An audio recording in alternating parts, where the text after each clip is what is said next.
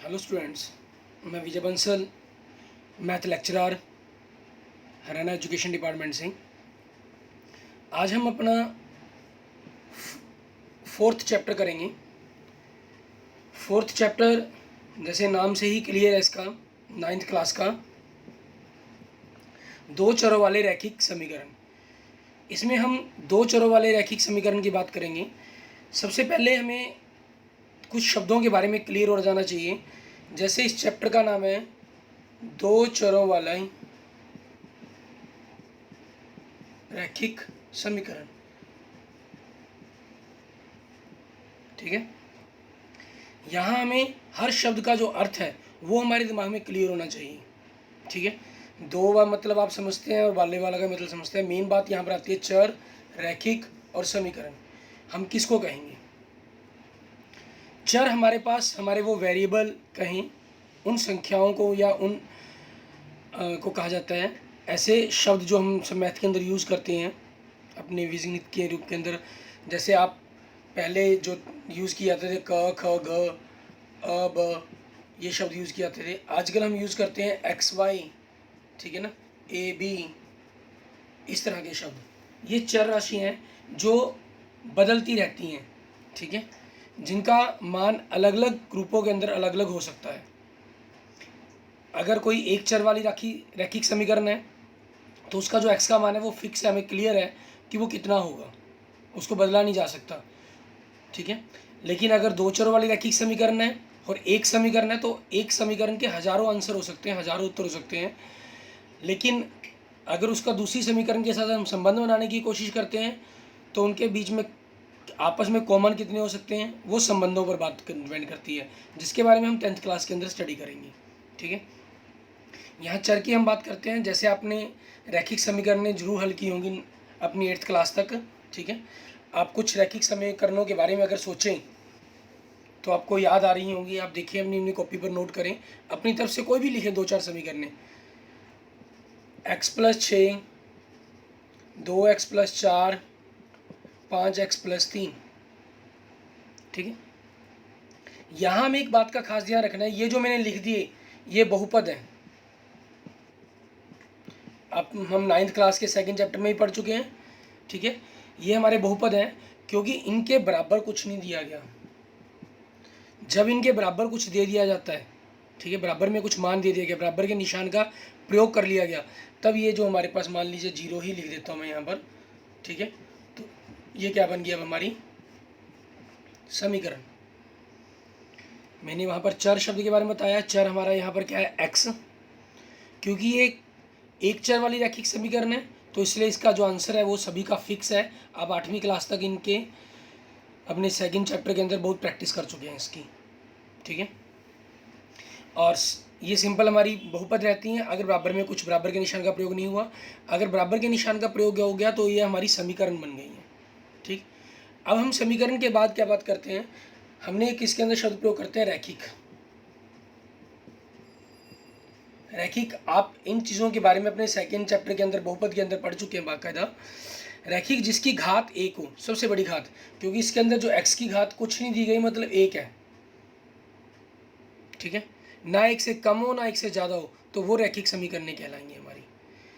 अब यहाँ पर हम बात करते हैं कि जैसे चैप्टर का नाम है दो चर वाले रैखिक समीकरण, तो दो चर वाले कौन से होंगे, मतलब दो चर प्रयोग किए जाए। यहाँ एक्स है, एक्स के साथ एक चर और प्रयोग कर लें, वाई।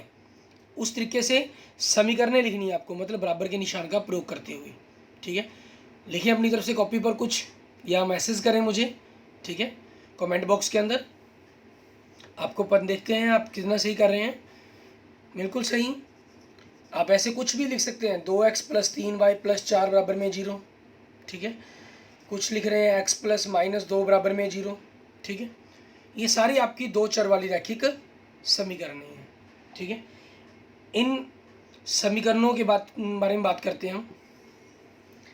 एक चर वाली समीकरणों को हल करके आपने संख्या रेखा पर दर्शाया है इनको कैसे। जैसे मैं पहला ही क्वेश्चन रखता हूँ यहाँ पर, हम पहला ही क्वेश्चन रख लेते हैं, ठीक है। x+6 बराबर में 0 है हमारे पास, तो x बराबर कितना हो गया, -6। संख्या रेखा पर अगर इनको दर्शाना हो तो क्या हो जाएगा, 0 1 2 -1 -2 -3 -4, आगे और ले लेते हैं, ठीक है, -5 -6, ये आ गया हमारे पास। आगे और लिखना चाहे वो भी लिख सकते हैं, -7।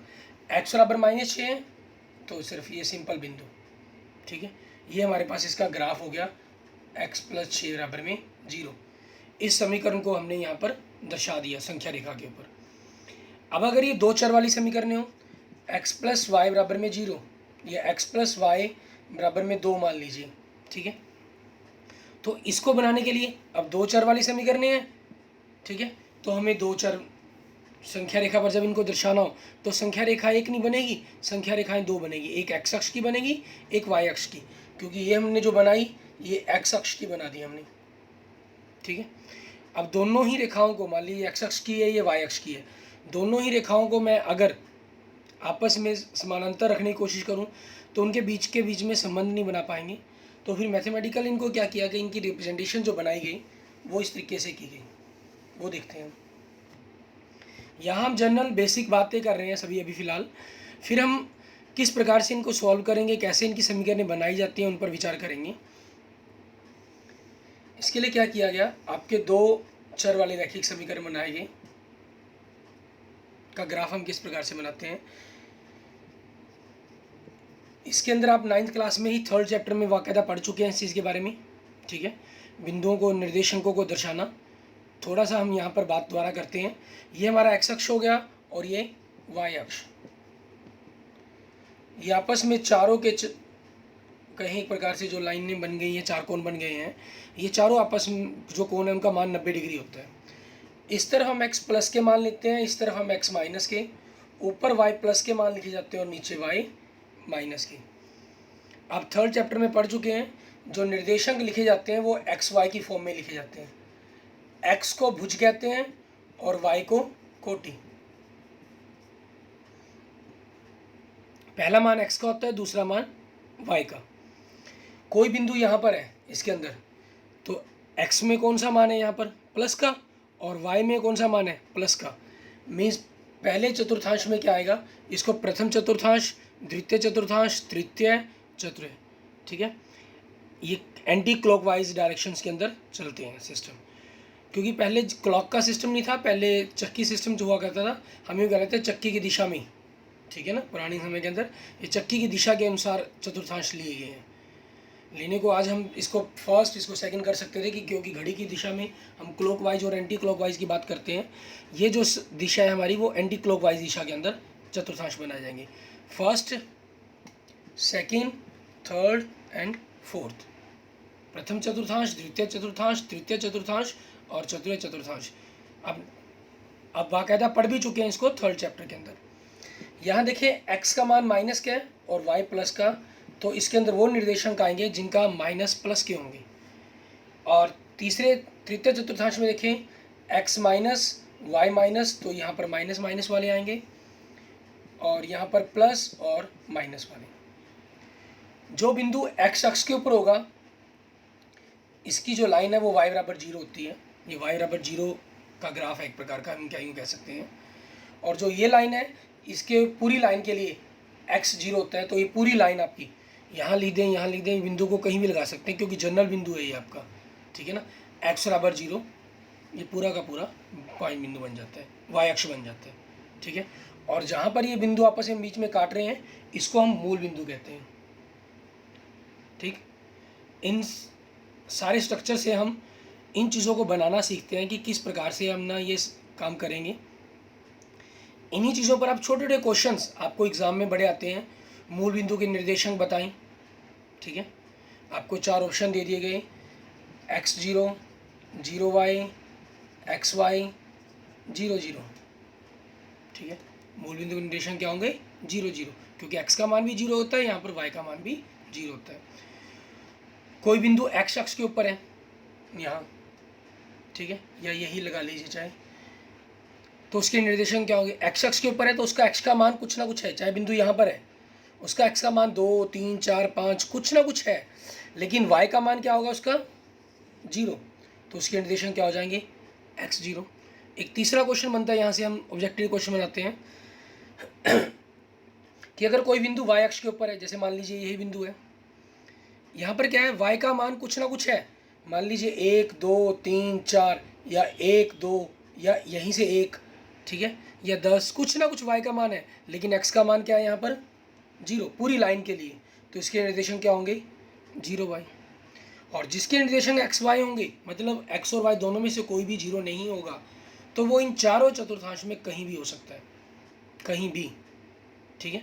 उसकी कोई जरूरी नहीं है कि वो कहाँ होगा, किस जगह पर होगा, इस चीज़ के बारे में हम कोई फिक्स जगह उसकी निश्चित नहीं कर सकते, इसके लिए आपका कुछ भी बन सकता है।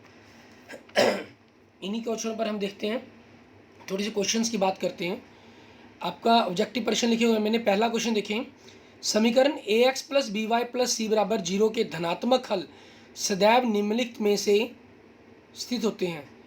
मीन आपकी कोई रैखिक समीकरण दी गई है 2 चरों वाली, और दोनों के दोनों धनात्मक हल हैं, धनात्मक वाले दोनों प्लस के हैं, और दोनों प्लस के किसके अंदर होंगे, प्रथम चतुर्थांश के अंदर। देखो क्वेश्चंस को लिखने का ढंग बदला मैंने, मैं आपको इसीलिए कहता हूँ कि आप खुद ऑब्जेक्टिव क्वेश्चन बनाने की कोशिश करें, क्योंकि जितना आप ऑब्जेक्टिव क्वेश्चन बनाने की कोशिश करेंगे, आपको इन कंसेप्टों का क्वेश्चंस के बारे में पता चलेगा कि कैसे किया गया, इसको किस ढंग से करने की कोशिश की जा रही है।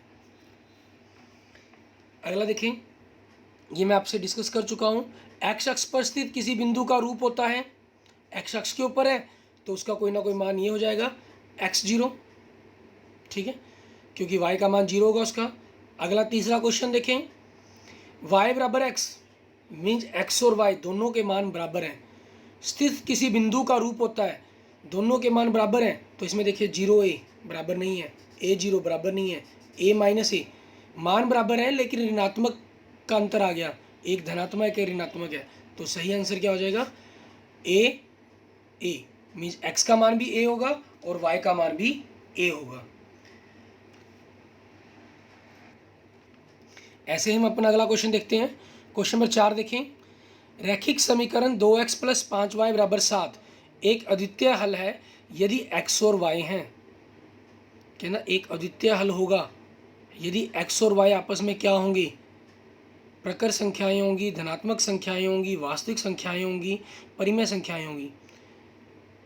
वास्तविक संख्याओं के प्रकर संख्याओं में क्या हुआ, 1 2 3 4 5 आया, धनात्मक संख्याओं में भी यही चीज़ें आई, एक ही शब्द को दोबारा लिखने का ढंग बदला गया। परिमेय के अंदर आपका धनात्मक और ऋणात्मक दोनों में से जो मर्जी आ गई, धनात्मक भी हो गई और ऋणात्मक भी हो गई, ठीक है, और बिंदु दशमलव सब कुछ शामिल हो गया इसके अंदर। लेकिन वास्तविक संख्याओं में क्या चीज़ आपके पास, धनात्मक ऋणात्मक y x वर्गमूल की संख्या सारी शामिल हो गई। एक अद्वितीय हल कहा है इन्होंने, अद्वितीय हल के अंदर मतलब कि इनके एक फिक्स निश्चित आंसर निकलते हैं कुछ ना कुछ, ठीक है, ऐसा नहीं है कि इसका हल ही नहीं आ रहा, तो यहाँ से हम इसका वास्तविक संख्या के रूप में भी इसको कह सकते हैं, क्योंकि वास्तविक के अंदर अगर आप x का मान, यहाँ पर एक समीकरण की बात की गई है, अगर ये एक से अधिक समीकरणें होती, 2 समीकरणें होती, तो फिर अद्वितीय हल के लिए इनका आंसर अलग चेंज हो जाता, ठीक है, जिसके हम 10th क्लास में स्टडी करेंगे। यहाँ आपके x का मान जैसा भरूँ, मालूम है x और का मान भरता हूँ तो y का मान उसी हिसाब से आ जाएगा, y का मान जैसा भरूंगा x का मान उसी हिसाब से आ जाएगा।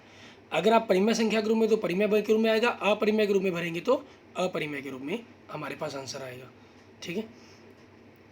अगला x अक्ष की समीकरण का रूप है, x अक्ष की समीकरण का रूप है y बराबर 0, ये हमारे पास समीकरण का रूप बनेगा।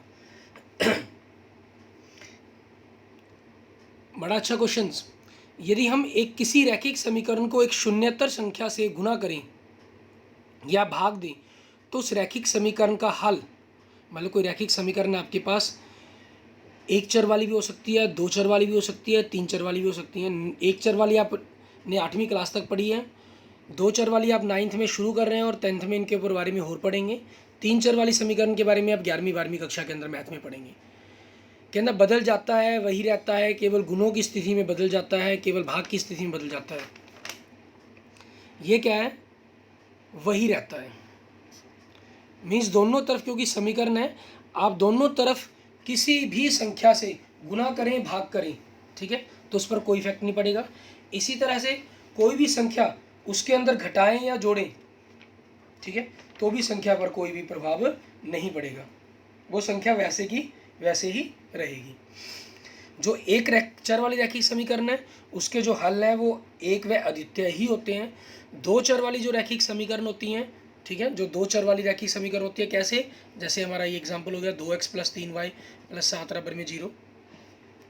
इनके जो आंसर हैं वो अद्वितीय भी हो सकते हैं, अनेक भी हो सकते हैं, कोई हल नहीं भी हो सकता, लेकिन वो डिपेंड करता है कि इसके साथ किस समीकरण को हम लेकर चल रहे हैं। तो जिसके बारे में जैसे मैंने आपको पहले कहा, हम अगली कक्षा के अंदर इसके बारे में पढ़ेंगे। अब हम कुछ समीकरणों को बनाना सीखते हैं कि किस ढंग से हम समीकरणों को बनाएंगे। मैं आपको एक सिचुएशन बोल रहा हूँ, उस सिचुएशन के अकॉर्डिंग आप सभी कॉपी पर नोट करेंगे, देखेंगे, बनाने की कोशिश करेंगे। कह रहे नागपुर में भारत व श्रीलंका के बीच, नागपुर में भारत व श्रीलंका के बीच खेले गए एक दिवसीय अंतर्राष्ट्रीय क्रिकेट मैच में दो भारतीय बल्लेबाजों ने एक साथ मिलकर, मीन्स हम कह लें जैसे ओपनिंग में कह लो, मतलब ओपनिंग जोड़ी ने 176 रन बनाए, एक समीकरण के रूप में व्यक्त कीजिए। अब हमें एक समीकरण के रूप में इसको व्यक्त करना है। यहाँ हमें इस बात का खास ख्याल रखें, देखें दो प्लेयर हैं और दोनों ने मिलकर 176 रन बनाए हैं, लेकिन दोनों ही प्लेयरों के बारे में कि किस प्लेयर ने कितने रन बनाए हमें नहीं जानकारी। अगर हमें एक की भी जानकारी होती हम दूसरे के बारे में पता कर लेते, लेकिन यहाँ हमें एक प्लेयर के बारे में भी जानकारी नहीं है, तो हम क्या करेंगे, हम मान लेंगे, माना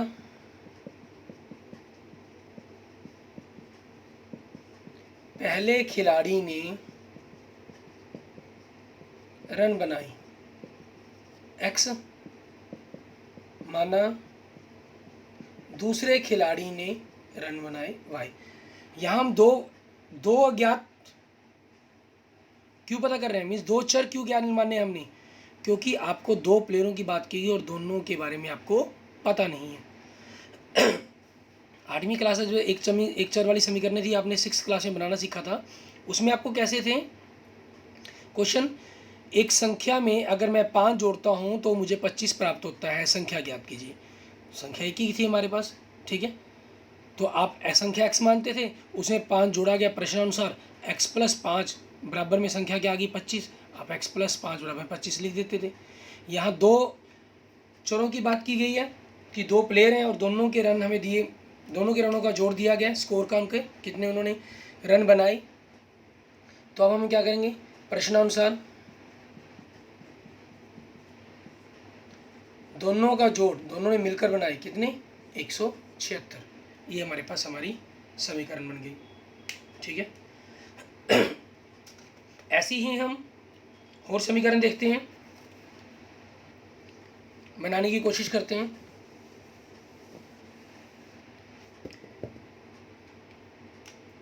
एक्सरसाइज 4.1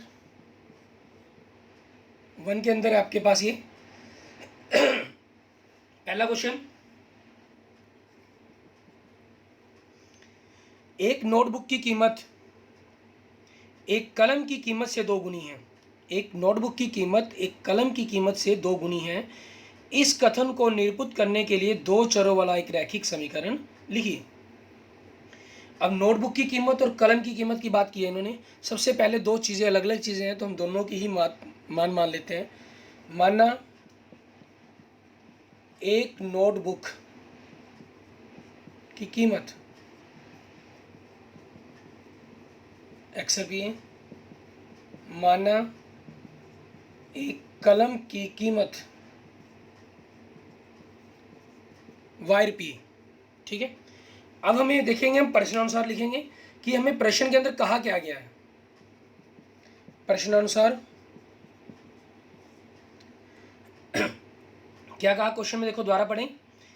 नोटबुक की कीमत कलम की कीमत से दुगनी है। नोटबुक की कीमत कलम से दुगनी मीन्स अगर ये ₹5 है तो वो ₹10 है, अगर ये ₹6 है तो वो ₹12 है। प्रश्नानुसार हमें दोनों को बराबर लिखना होता है, दोनों में संबंध बनाना है, एक ढूंढना है। x क्या है, y के दुगने के बराबर है, ठीक है, यही हमें कहा गया। तो समीकरण क्या बन जाएगी, x - 2y = 0। समीकरण को अधिकतर वैसे हम जो लिखते हैं बराबर जीरो के रूप में ही निरूपित किया जाता है। मीन्स अगर आपके पास उस तरफ कोई अक्षर है भी तो उसको भी हम अपने लेफ्ट साइड की तरफ ले आते हैं, राइट साइड से राइट साइड की तरफ हम जो मोस्टली जीरो ही लिखते हैं। ये एक स्टैंडर्ड फॉर्म है लिखने की। मीन्स लिखने का जो तरीका है एक्चुअल में स्टैंडर्ड तरीका वो ये है, a x plus v y plus c बराबर में जीरो। एक्स के साथ जो गुणाक होता है वो ए हो जाता है, जो वाई के साथ है वो वी हो जाता है, जो एक्स और वाई के बिना है, ठीक है, वो हमारा सी का मान हो जाता है। जैसे एक्सरसाइज में 4.1 के अंदर ही आपको नेक्स्ट क्वेश्चन करके दिखाता हूँ, उसके अंदर हमें यही करना है। लगभग 8 भाग दिए हुए हैं, उन सभी को हम देखते हैं करके। क्वेश्चन नंबर 2 का, इसके अंदर उन्होंने कहा है a x plus b y plus c बराबर जीरो।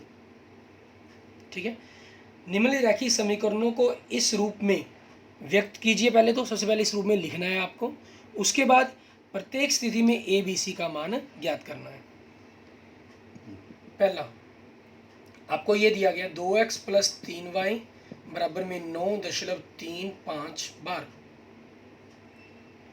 इस बार को यहाँ ख़त्म करने की कोई ज़रूरत नहीं है, करना चाहे तो वो आपकी चॉइस पर डिपेंड करता है, लेकिन ज़रूरत नहीं हमें यहाँ से, हमें जो सी है उसको बटा के रूप में ऐसा कुछ लिख कर नहीं बताना, हमें परिमेय संख्या के रूप में नहीं लिखना ना, पी बटा के रूप में, हमें सिर्फ ए बी सी का मान ज्ञात करना है। सबसे पहले उन्होंने कहा कि इस रूप में व्यक्त करो, तो ये एक्स और वाई तो आपके पास इस तरफ हैं, हम इसको इस तरफ ले आएंगे, प्लस का है राइट साइड में, तो लेफ्ट साइड में आके किसका हो जाएगा, माइनस का।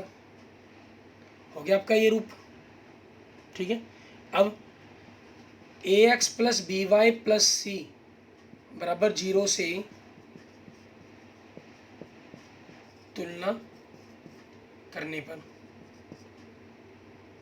ठीक है, तुलना करने पर x के साथ 2, x के साथ a, तो a कितना आ जाएगा 2, और b कितना आ जाएगा, y के साथ b, y के साथ 3, तो b कितना आ गया 3, और c बिना एक्स वाई का, बिना एक्स वाई की रकम क्या है -9.35 बार। ठीक है, ये हमने तुलना करके एक्स वाई अपनी रैखिक समीकरण से ए बी सी के मान ज्ञात किए हैं। ठीक है, इसी का हम सेकंड भाग देखते हैं। सेकंड भाग देखेंगे, ये आपका क्योंकि लिंक देते हैं बार बार हमें यही चीज़ करनी है। सेकंड भाग में क्या कहा गया है, x माइनस वाई बटा 5 माइनस 10 बराबर में 0। आप इस समीकरण को इसी रूप में लिखना चाहें इसमें भी कर सकते हैं, क्योंकि ये आपका a x plus b y plus c बराबर जीरो वाले रूप में ये है समीकरण आपकी। ठीक है, अगर आप ये बटा में 5 को ख़त्म करना चाहें तो वो भी कर सकते हैं। सबसे बढ़िया आपकी 5 को ख़त्म कर लें, ठीक है, क्योंकि आगे आपको 10वीं क्लास में इसको ख़त्म कर कर ही समीकरणों को हल करना सीखना होगा। ठीक है, क्योंकि बटा में लिखी हुई रकमें, हर के रूप में लिखी हुई रकमें आपको सवालों को थोड़ा उलझाएंगी, तो इसलिए हम यहीं से प्रैक्टिस करते हैं। जब आपके तीनों संख्याओं के, तीनों पदों के में से एक पद के नीचे संख्या हो तो उस संख्या को बाकी 2 पदों से गुना कर दें। 5 को x से गुना कर देंगे, 5x, इससे गुना करने की जरूरत नहीं होती जिसके नीचे हुआ है, 10 से गुना कर देंगे 50, और 0 से गुना का होकर 0 ही होना था, इसलिए उधर दूसरी तरफ भी गुना करने की जरूरत नहीं होती। अब इनके मान x के साथ a, x के साथ 5, y के साथ यहाँ कोई अक्षर नहीं है, माइनस है तो माइनस तो लिखेंगे, कोई अक्षर नहीं, आप जानते हैं जो, तो y किसी भी चर का जो गुणाक है वो 1 माना जाता है। इसकी प्रैक्टिस आप 7th में ऑलरेडी कर चुके हैं। c माइनस 50, ठीक है, ये हमारे पास हो जाएगा। आगे देखेंगे हमारे पास नेक्स्ट थर्ड पार्ट।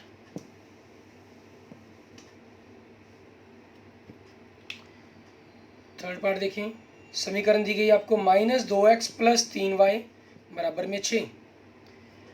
इसको हमें लिखना इस रूप में है, मीन्स बराबर में हमें 0 चाहिए, तो -2x प्लस 3y, 6 को हम इस तरफ ले आएंगे बराबर में 0। हमारा जो स्टैंडर्ड मानक रूप है उसके अंदर हम मोस्टली जो पहला पद है उसको कभी ऋणात्मक नहीं रखते। यहाँ आप इसी रूप में भी तुलना कर सकते हैं, और अगर माइनस ख़त्म करना चाहें तो उसको भी ख़त्म कर सकते हैं, वो आपकी चॉइस पर डिपेंड करता है।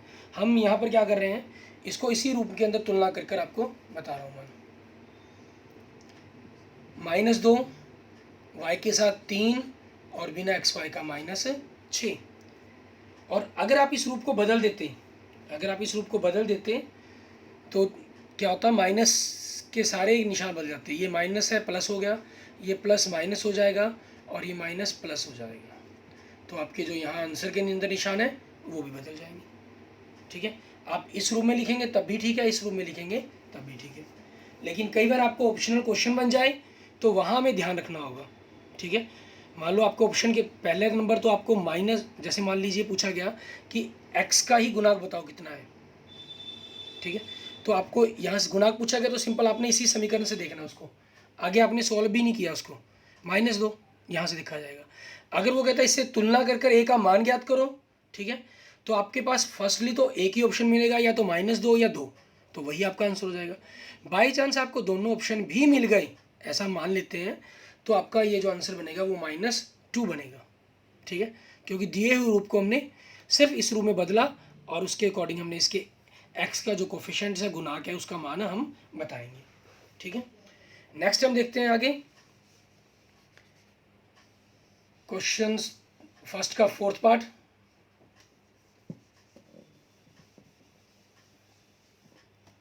फोर 4.1 एक्सरसाइज का 4th पार्ट में क्या है, x बराबर में 3y। यहाँ देखिए x बराबर में 3y दिया गया है, तो x आप 3y को इस तरफ ले आए, माइनस का हो जाएगा, बराबर में 0।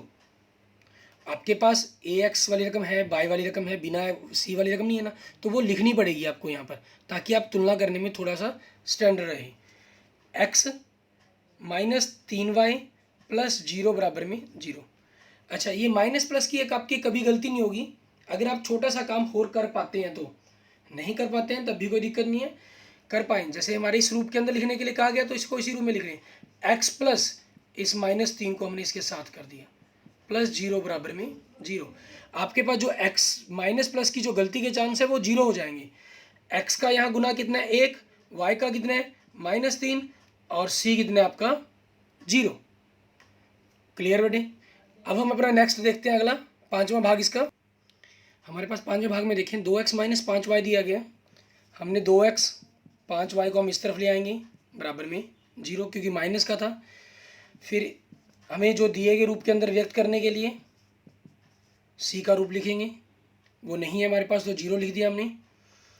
तुलना की, x के साथ 2, y के साथ 5, वो b का मान हो गया, और बिना x y का मान हमारा c हो गया। ठीक है, अब हमें x y के गुणांक बता दिए और अचर राशि बता दी हमने। अब नेक्स्ट देखते हैं इसका 6ठा भाग हमारे पास, कि 6th भाग में क्या कह रहा है आपका ये। 6th भाग में देखें आपको क्या दिया गया, 3x + 2 बराबर में 0। यहाँ पर हमारे पास x है लेकिन y नहीं है। जो बिना x y की राशि है, मीन्स अकेली अचर राशि है, वो हमारे पास है। ठीक है, तो यहाँ हम क्या करेंगे, y वाली राशि नहीं है तो उसको 0y लिख लेंगे, क्योंकि y के साथ 0 से गुना किया 0 ही रहेगा, उससे हमारे इस कम पर कोई इफेक्ट नहीं पड़ता। तो अब इस ये रूप में व्यक्त होगी हम हमारे पास। तुलना करेंगे तो a कितना हो गया हमारा 3, और v कितना हो गया 0, और c कितना हो गया 2। ठीक है, ये हमारे पास ABC का मान आ गया बेटे। आगे हम बात करते हैं नेक्स्ट हमारे 7th भाग की। इसका 7th भाग देखें, y - 2 बराबर में 0। इसके अंदर आपको y दिया गया है, मीन्स y वाला पद आपके पास है, अचर पद है आपके पास, लेकिन x वाला पद नहीं है हमारे पास। तो x वाला पद आपको जनरेट करना पड़ेगा। वही कुछ नहीं है तो उसको 0x मान लिया हमने, और यहाँ y हमारे पास दिया हुआ है -2 बराबर में 0। अब इसमें क्या चीज़ आपके पास, x का गुणांक और y का गुणांक आपको दिया हुआ मिल गया, और आपके पास अचर राशि का गुणांक भी मिल गया। x का गुणांक यहाँ पर कितना है 0, और y का गुणांक 1, और c का गुणांक बताएं आप। वेरी गुड, कमेंट्स पहले ही आ रहे हैं। ये आपका कितना हो गया -2। ठीक है, आप सभी की चैट के थ्रू मेरे को पता चलता जा रहा है कि आप क्या क्या कर रहे हैं, किस प्रकार से आप आंसर सॉल्व कर रहे हैं। ठीक है, इस प्रकार से हमारे पास हमारी ये क्लास बन जाता है। अब इसका लास्ट पार्ट हमारी 4.1 एक्सरसाइज भी कंप्लीट हो जाएगी इसके साथ ही, क्योंकि इसमें 2 ही क्वेश्चन दिए गए थे आपको, और दोनों ही क्वेश्चनों के साथ हमारे पास ये एक्सरसाइज भी कंप्लीट हो जाती है। आपका 8वां भाग देखें, 5 बराबर में 2x, ठीक है। अब आपकी मर्जी, आप 2x को इस तरफ लेकर आएँ या 5 को दूसरी तरफ लेके जाएं, ठीक है, वो आपकी चॉइस पर डिपेंड करता है सिस्टम। हम 5 को दूसरी तरफ ले जाते हैं, -5, 5 प्लस के हो जाएगा, माइनस का हो जाएगा। आप सोचिए इस तरफ लेके गए तो आप 0 इस तरफ लिखेंगे, क्योंकि मैं 5 को इस तरफ लेके गया हूँ, लेकिन आप 0 राइट साइड में लिखें या लेफ्ट साइड में, ठीक है, यहाँ आप कोई दिक्कत नहीं पहले स्टेप के अंदर, लेकिन अगले स्टेप के अंदर आप इसको राइट साइड की तरफ ले जाएंगे, क्योंकि 0 हम लेफ्ट साइड की तरफ नहीं शो करते कभी भी, ठीक है। स्टैंडर्ड फॉर्म है ये हमारी। 2x और y का पद नहीं है तो आप जानते हैं, हम कर चुके हैं दूसरे क्वेश्चन के 6 भाग के अंदर, 0y लिख लेंगे, -5 और जो 0 वाला पद है, ठीक है, समीकरण के रूप में लिखा गया, उसको हम दूसरी तरफ लिखेंगे। अब इसी चीज़ के अकॉर्डिंग हम तुलना करेंगे, हमने इस समीकरण से तुलना करनी है। x का गुणांक a, यहाँ से x का गुणांक 2 आपके पास, y का गुणांक b, यहाँ से y का गुणांक आपका 0, यहाँ से अचर राशि आपकी c, यहाँ से अचर राशि आपकी -5, ठीक है। इस प्रकार से आपके पास ए बी सी के मान ज्ञात हो जाते हैं। ये आपके पास इसी के साथ आपकी 4.1 एक्सरसाइज है, वो भी कंप्लीट हो जाती है। हम अपने नेक्स्ट पार्ट के अंदर 4.2 एक्सरसाइज और 4.4 के बारे में, 4.3 से पहले हम 4.4 के बारे में सीखेंगे। 4.3 एक्सरसाइज में हम ग्राफ के बारे में पढ़ते हैं, और 4.4 के अंदर हमें एक चर और दो चर वाले ग्राफ के बारे में, जिसके बेसिक में हमने थोड़ा सा आज पढ़ा है, उसी को रिप्रेजेंट करना सीखेंगे फिर हम, ठीक है। फिर हम उसके बाद लास्ट में 4.3 एक्सरसाइज करेंगे, ठीक है। ओके, अगर आपको ये मेरी वीडियो पसंद आई है और आपको अच्छी लगी है तो अपने दोस्तों के साथ, जो आपके 9th क्लास में पढ़ रहे हैं, आपके परिवार में जो पढ़ रहे हैं, आपके रिश्तेदार में जो पढ़ रहे हैं, उनके साथ शेयर करें, और मेरी इस वीडियो को लाइक भी करें, और मेरे चैनल को सब्सक्राइब भी करें। Okay, thank you.